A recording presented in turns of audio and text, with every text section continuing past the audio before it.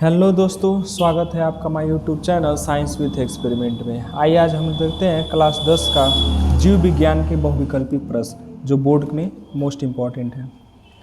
पहला क्वेश्चन है आपके सामने, मनुष्य में वृक्क एक तंत्र का भाग है जो संबंधित है।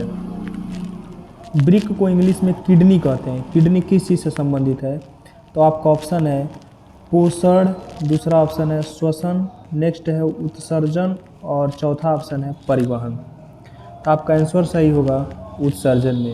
यानी मनुष्य में वृक्क एक तंत्र भाग है जो किससे संबंधित है, याद रखिएगा सब लोग, उत्सर्जन से। नेक्स्ट क्वेश्चन की ओर बढ़ते हैं। अगला क्वेश्चन है आपका, स्वपोषी पोषण के लिए आवश्यक है। स्वपोषी पोषण के लिए क्या आवश्यक है? ऑप्शन है आपका कार्बन डाइऑक्साइड तथा जल, दूसरा ऑप्शन है क्लोरोफिल, तीसरा ऑप्शन है सूर्य का प्रकाश, चौथा ऑप्शन है उपरोक्त सभी। तो आपके देखिए ध्यान से, इस क्वेश्चन का आंसर होगा उपरोक्त सभी। याद रखेंगे सब लोग कि स्वपोषी पोषण के लिए कार्बन डाइऑक्साइड और जल, क्लोरोफिल और सूर्य का प्रकाश, इन सभी की आवश्यकता पड़ती है। अगला क्वेश्चन है, अलैंगिक जनन मुकुलन द्वारा होता है। ऑप्शन है आपका अमीबा में, दूसरा ऑप्शन है ईस्ट में, तीसरा है प्लाज्मोडियम में, नेक्स्ट है लिस्मानिया में। तो आपका सही आंसर होगा, याद रखेंगे सब लोग, कि अलैंगिक जनन मुकुलन द्वारा होता है ईस्ट में। ऑप्शन कौन सा लगाएंगे? ईस्ट में। नेक्स्ट क्वेश्चन की ओर बढ़ते हैं। अगला क्वेश्चन है, पराग कोश में होते हैं। पहला ऑप्शन है बाह्यदल, अंडाशय, अंडप और परागकण। आपका सही आंसर होगा, याद रखिएगा, पराग कोश में। पराग कोश में नाम ही है इसका पराग कोश, तो उसमें क्या हो सकता है सोच के देखिए, क्या होगा भाई? परागकण होगा। ठीक है, तो इसका आंसर होगा सही परागकण, ऑप्शन नंबर 4 है। नेक्स्ट क्वेश्चन की ओर बढ़ते हैं।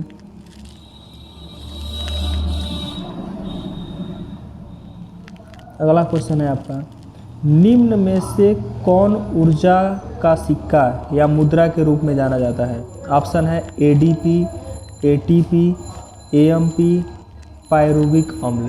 तो इसका सही आंसर होगा, याद रखिएगा सब लोग, एटीपी। ठीक है, इसका आंसर सही होगा एटीपी। निम्न में से कौन ऊर्जा का सिक्का के नाम जाना जाता है? एटीपी को। या तो ऊर्जा का सिक्का या ऊर्जा का मुद्रा कहते हैं एटीपी को। ठीक है, नेक्स्ट क्वेश्चन है, निम्न में से कौन सा एक केवल जंतुओं में पाया जाता है? जंतुओं में क्या पाया जाता है? ठीक है, याद रखेंगे, केवल एक जंतुओं में पाया जाता है। ऑप्शन है श्वसन, हार्मोन, वृद्धि। तो निम्न में से कौन सा केवल जंतुओं में पाया जाता है? तो याद रखिएगा सब लोग, तंत्रिका तंत्र। ठीक है, याद रखेंगे सब लोग, तंत्रिका तंत्र। आइए नेक्स्ट क्वेश्चन की ओर बढ़ते हैं। अगला क्वेश्चन है आपका,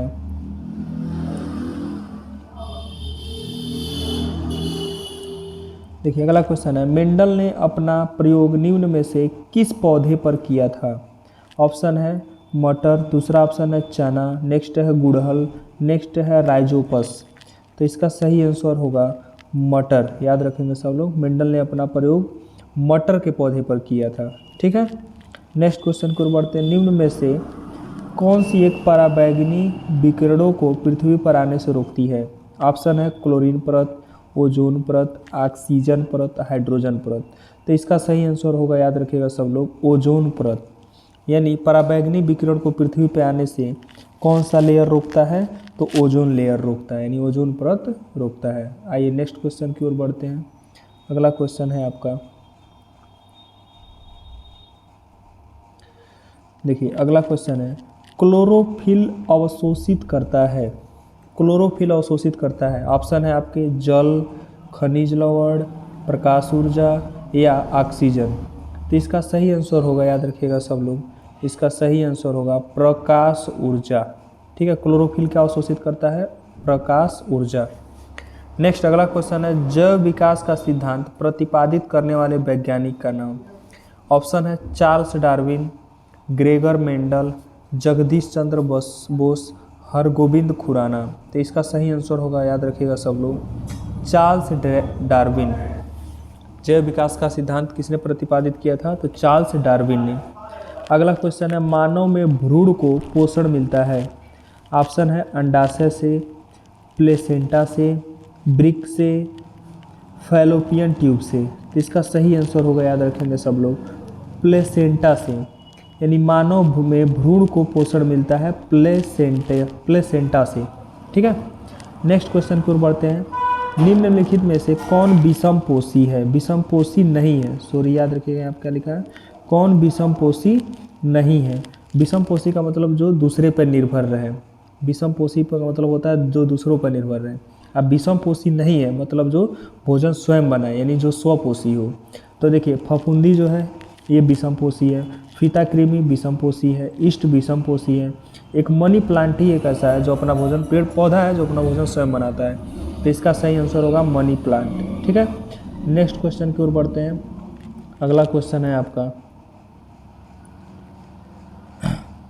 देखिए नेक्स्ट क्वेश्चन है, मानव में गुणसूत्रों की संख्या होती है। ऑप्शन है 42, 44, 46, 48। तो इसका सही क्वेश्चन होगा, याद रखिएगा सब लोग, मानव में गुणसूत्रों की संख्या कितनी होती है? 46 होती है, यानी 23 जोड़ा होता है, 23 जोड़ा, टोटल कितना होगा? 46। निम्न में कौन मानव में मादा जनन तंत्र का भाग नहीं है? ऑप्शन है अंडाशय, गर्भाशय, शुक्रवाहिका, डिंबवाहिनी। तो याद रखिएगा इसका सही आंसर होगा कि मानव मादा जनन तंत्र का भाग कौन नहीं है? तो अंडाशय मादा जनन तंत्र का भाग है, गर्भाशय भी भाग है, शुक्रवाहिका भी है, बचा एक कौन? डिंबवाहिनी, जो मानव में मादा जनन तंत्र का भाग नहीं है। तो इसका सही आंसर होगा, याद रखिएगा, डिंबवाहिनी। ठीक है, नेक्स्ट क्वेश्चन की ओर बढ़ते हैं। निम्नलिखित में से कौन सा जीन प्रारूप शुद्ध गोल बीजों को प्रकट करता है? गोल बीज मतलब कौन? राउंड बीज को प्रकट करता है। ऑप्शन है टी टी स्मॉल टी है, कैपिटल टी स्मॉल टी, फिर स्मॉल टी कैपिटल टी और डबल आर। तो राउंड यानी राउंडेड गोला के बीज को कौन प्रदर्शित करेगा? तो आपका सही आंसर होगा, याद रखिएगा सब लोग, R R, capital R R. ठीक है, शुद्ध गोल बीज को ये प्रकट करेगा। नेक्स्ट क्वेश्चन की ओर बढ़ते हैं। पादपों में जाइलम का कार्य होता है।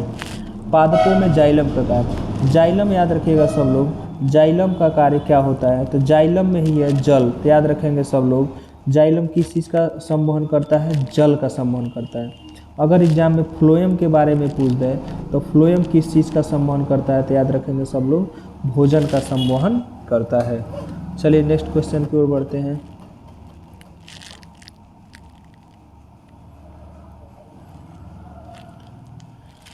वह प्रक्रिया जिनमें जटिल कार्बनिक और सरल अणुओं में टूटते हैं। याद रखेंगे, ऑप्शन है उपचयी अभिक्रियाएं, अपचयी अभिक्रियाएं, ए तथा दो, पहला दूसरा दोनों, सामान्य अभिक्रियाएं। इसका सही आंसर होगा ऑप्शन है वह प्रक्रियाएं जिनमें जटिल कार्बनिक और सरल अणुओं में टूटता है। तो ये इस क्रिया को क्या कहते हैं हम लोग? अपचयी अभिक्रियाएं कहते हैं, अपचयी अभिक्रियाएं। तो इसका सही आंसर होगा दूसरा, अपचयी अभिक्रियाएं। नेक्स्ट क्वेश्चन की ओर बढ़ते हैं। चर्मदाह या पैलेग्रा रोग निम्नलिखित में से किस विटामिन की कमी से होता है? ऑप्शन है vitamin B1, vitamin B2, vitamin B5, vitamin B12 यानी B12। इसका सही आंसर होगा, याद रखेंगे सब लोग, विटामिन B5। चर्मदाह या पैलेग्रा रोग निम्नलिखित में से विटामिन B5 की कमी से होता है। ठीक है, अगले क्वेश्चन की ओर बढ़ते हैं। हीमोग्लोबिन महत्वपूर्ण भूमिका निभाता है। ऑप्शन है श्वसन में, उत्सर्जन में, पाचन में, पोषण में। तो हीमोग्लोबिन खून में रहता है और हम सांस से जैसे ऑक्सीजन लेते हैं तो हीमोग्लोबिन और ऑक्सीजन ये क्रिया करके ऊर्जा का निर्माण करते हैं। तो भाई श्वसन के दौरान ये प्रोसीजर उत्पन्न होता है। इसका सही आंसर होगा, याद रखिएगा सब लोग, श्वसन में। अगला है फ्लोएम द्वारा भोजन का स्थानांतरण होता है। देखिए फ्लोएम द्वारा भोजन का तो स्थानांतरण होता है, लेकिन किस रूप में होता है? प्रोटीनों के रूप में, वसाओं के रूप में, सुक्रोज के रूप में, वसी अम्लों के रूप में। तो इसका याद रखिएगा सब लोग, सही आंसर है सुक्रोज के रूप में होता है। किस रूप में होता है? सुक्रोज के रूप में। चलिए नेक्स्ट क्वेश्चन की ओर बढ़ते हैं। अगला क्वेश्चन है आपका,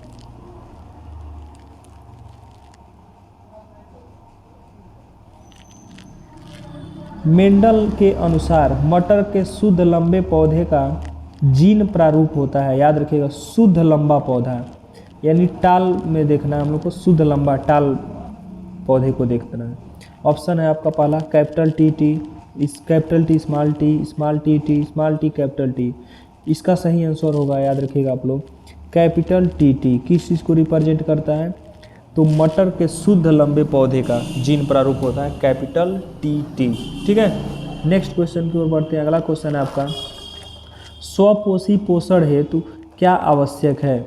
ऑप्शन देखिए, स्वपोषी यानी जो पेड़ पौधे भोजन स्वयं अपना बनाते हैं, क्या क्या उनको आवश्यक है? ऑप्शन है कार्बन डाइऑक्साइड तथा जल, क्लोरोफिल, सूर्य का प्रकाश, उपरोक्त सभी। इसका सही आंसर होगा, याद रखेंगे सब लोग, उपरोक्त सभी। नेक्स्ट आते हैं, मूत्र निर्माण होता है। मूत्र निर्माण शायद सबको पता है, ये वैसे ही किडनी में होता है, और किडनी को हम लोग हिंदी में क्या कहते हैं? वृक्क कहते हैं। तो इसका आंसर होगा आपका वृक्क में, जबकि ऑप्शन में क्या था? यकृत में, प्लीहा में, हृदय में, लेकिन ये सब गलत आंसर है। सही आंसर क्या होगा भाई? याद रखेंगे सब लोग, वृक्क में। नेक्स्ट है, लार में कौन सा एंजाइम पाया जाता है? देखिए, लार में कौन सा एंजाइम पाया जाता है? तो ऑप्शन है आपके पेप्सिन, एमाइलेज, ट्रिप्सिन, लाइपेज। सही आंसर होगा, याद रखिएगा सब लोग, लार में एमाइलेज पाया जाता है। ठीक है, इसका सही आंसर होगा एमाइलेज। नेक्स्ट क्वेश्चन की ओर बढ़ते हैं। अगला क्वेश्चन है आपका, मनुष्य के हृदय में कोष्ठों की संख्या होती है। मनुष्य के हृदय में कोष्ठों की संख्या, ऑप्शन है 1, 2, 3 या 4। तो याद रखेंगे सब लोग, इसका सही आंसर है, मनुष्य के हृदय में जो कोष्ठों की संख्या होती है वो 4 होती है। सब लोग याद रखेंगे, कोष्ठों की संख्या क्या रहेगी? 4 रहती है। चलिए नेक्स्ट क्वेश्चन की ओर बढ़ते हैं। द्वार कोशिकाएं पाई जाती हैं, याद रखेंगे, द्वार कोशिकाएं पाई जाती हैं। ऑप्शन है जड़ में, रंध्र में, वात रंध्रों में, इन सभी में। इसका सही आंसर होगा, सब लोग याद रखेंगे, रंध्रों में। द्वार कोशिकाएं कहाँ पाई जाती हैं? सब लोग याद रखेंगे, रंध्रों में। नेक्स्ट क्वेश्चन की ओर बढ़ते हैं। तो अगला क्वेश्चन है आपका,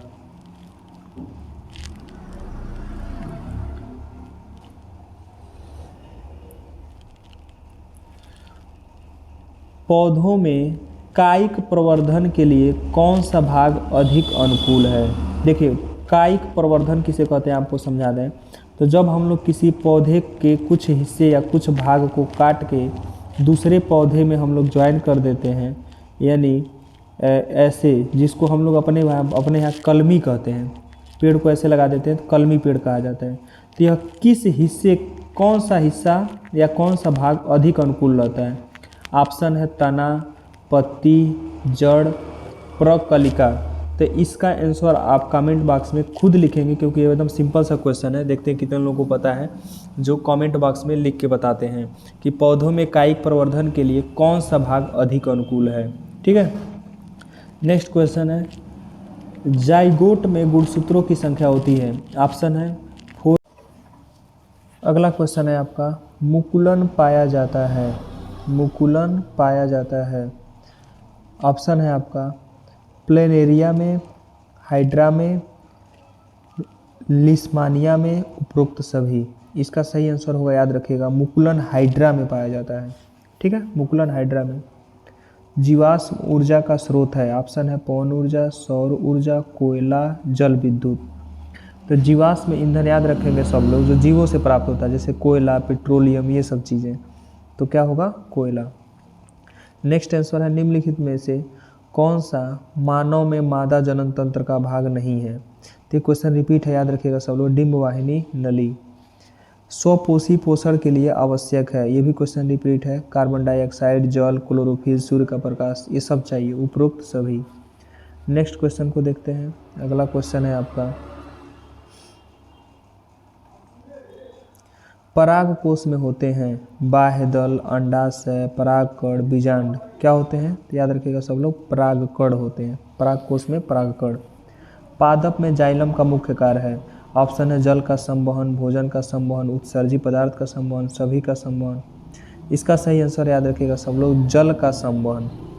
मस्तिष्क उत्तरदायी है। ऑप्शन है सोचने का कार्य, शरीर संतुलन, हृदय स्पंदन, सभी कार्य। तो याद रख लीजिएगा, मस्तिष्क सोचने का भी कार्य करता है, शरीर का संतुलन भी बनाए रखता है, हार्ट बीट को भी सही रखता है। तो यानी सही ऑप्शन होगा इसका सभी कार्य। ठीक है, ऑप्शन नंबर 4, सभी कार्य। समजात अंगों का उदाहरण है। ऑप्शन है हमारा हाथ तथा कुत्ते का अग्रपाद, हमारा दांत तथा हाथी का दांत, आलू तथा घास, उपरोक्त सभी। इस क्वेश्चन का सही आंसर याद रखेंगे सब लोग, उपरोक्त सभी। नेक्स्ट क्वेश्चन की ओर बढ़ते हैं। अगला क्वेश्चन है,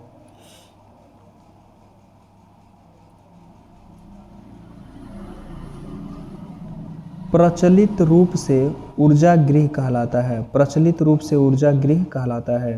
ऑप्शन है क्लोरोप्लास्ट, राइबोसोम, माइटोकॉन्ड्रिया, लाइसोसोम। तो इसका सही आंसर है, याद रखेंगे, माइटोकॉन्ड्रिया। ऊर्जा घर किसे कहा जाता है? माइटोकॉन्ड्रिया को। नेक्स्ट है, मानव वृक्क का कार्य होता है, वृक्क यानी किडनी का कार्य क्या होता है? तो ऑप्शन है श्वसन, प्रोटीन संश्लेषण, हार्मोन संश्लेषण।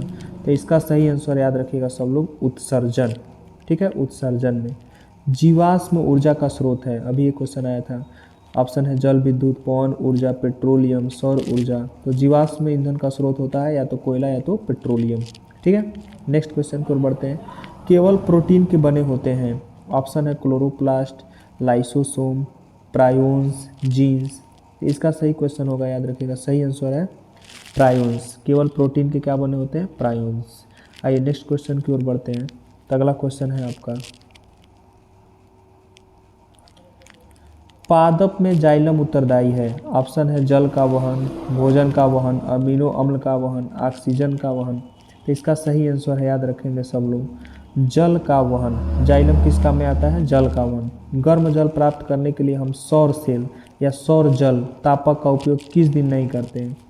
भाई सूरज से अगर हमें गर्म जल करना है, सूर्य की गर्मी से, तो धूप चाहिए, गर्म दिन होना चाहिए, पवन हवा रहे चाहे न रहे, इसमें कोई वैल्यू नहीं है। लेकिन बादल वाले दिन नहीं रहने चाहिए। अगर बादल वाले दिन है तो सूर्य होगा ही नहीं, जब सूर्य होगा नहीं तो सौर जल तापक काम नहीं करेगा। तो इसका सही आंसर होगा, याद रखेंगे सब लोग, बादलों वाले दिन सौर जल तापक का उपयोग नहीं कर सकते हम लोग। ऑप्शन है मस्तिष्क उत्तरदायी है, तो मस्तिष्क सोचने के लिए उत्तरदायी है, हृदय स्पंदन के लिए, शरीर का संतुलन बनाने के लिए। यानी इसका सही आंसर होगा आपका उपरोक्त सभी। नेक्स्ट क्वेश्चन पे आते हैं हम लोग।